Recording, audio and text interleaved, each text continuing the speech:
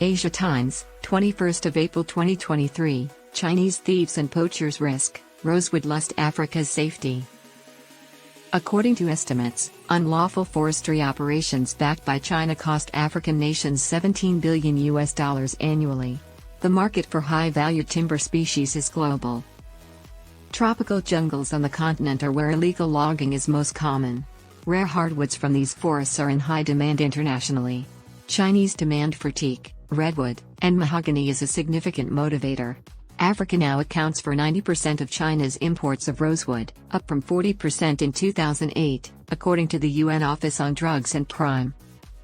Illegal logging compromises human security by harming the ecosystem.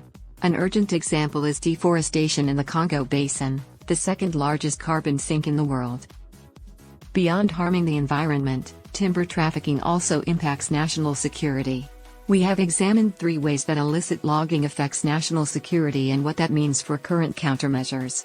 We draw on our most recent study, based on our most recent research and programmatic work at the Africa Center for Strategic Studies. First, illegal logging makes organized crime rings and violent extremist groups more dangerous. Second, governance issues are made worse by illicit logging.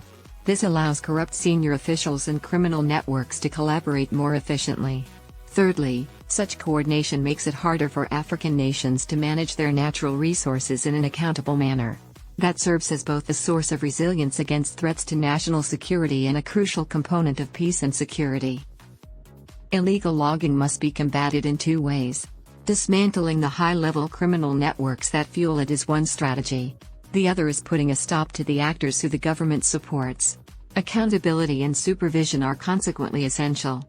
Civil society may have a say in this. The ripple effects. Small-scale and commercial forestry operations are used to do illegal logging. A well-known measurement method for evaluating crime and resiliency is the ENACT Organized Crime Index. It locates and follows territorially controlling, prominent mafia-style armed organizations, state-embedded actors, international actors, and criminal networks.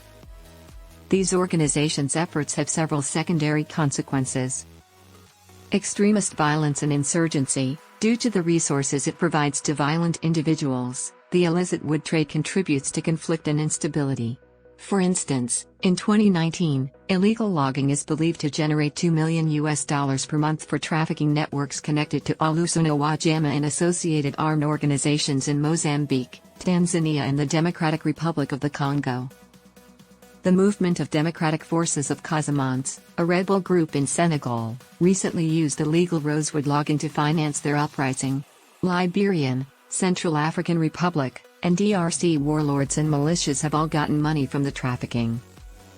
Corruption and collusion. Government corruption and elite cooperation with criminal networks are frequent bases for illegal logging. This undermines the rule of law and transparent governance. High-level governmental actors frequently assist criminal networks. They aid criminals in acquiring commercial concessions for personal gain, the purchase of phony licenses, or the false declaration of the species of timber exported. The earnings are subsequently transferred into private bank accounts by elites collaborating on this activity.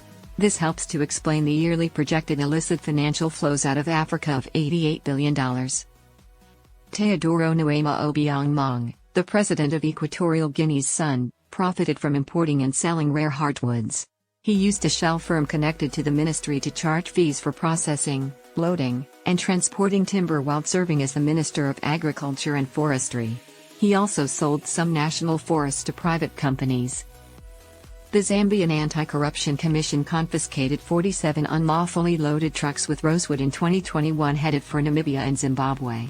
It is said that a few ministers and Edgar Lungu's family members helped to facilitate the operation. Gabon's vice president and forestry minister were implicated in the rosewood trafficking scam in 2019. Since then, the government has worked to improve natural resource governance transparency. Solutions. There have been numerous unsuccessful attempts to stop logging in African republics. Logging bans have been controversially lifted in Kenya, the DRC, and Guinea-Bissau. Mozambique is unable to carry out current restrictions. When the state's security and judicial mechanisms are opaque, a moratorium is simple to get around. A suspension may strengthen criminal networks without addressing the corruption and livelihood issues that encourage illicit logging. At a smaller scale, various alternative forest monitoring methods are being tested. These comprise utilizing satellites or the genetic markers of trees under protection. The Kenya Forestry Service is a pioneer in developing an app allowing officials to use satellite data for neighborhood-based projects. There is potential for regional responses.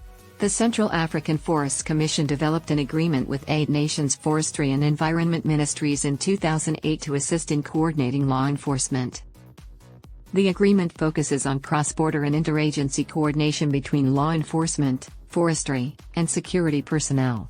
In southern Africa, these standardized forest management techniques are also promising. These kinds of agreements are helpful, but their implementation is politically challenging. The Convention on International Trade in Endangered Species of Wild Fauna and Flora serves as an illustration. It is a contract governing the commerce of specific timber products internationally. However, it is contingent upon states passing pertinent domestic laws and regulations. Non-binding agreements like the Accra Declaration on Combating Illegal Trading Rosewoods, Timber, and Forest Products and the Zanzibar Declaration on the Illegal Trading Timber and Forest Products serve as further indicators of nations' intentions to uphold commitments. But to do that, reliable enforcement measures are needed. Closing gaps. Better regulation of those responsible for managing natural resources could be beneficial.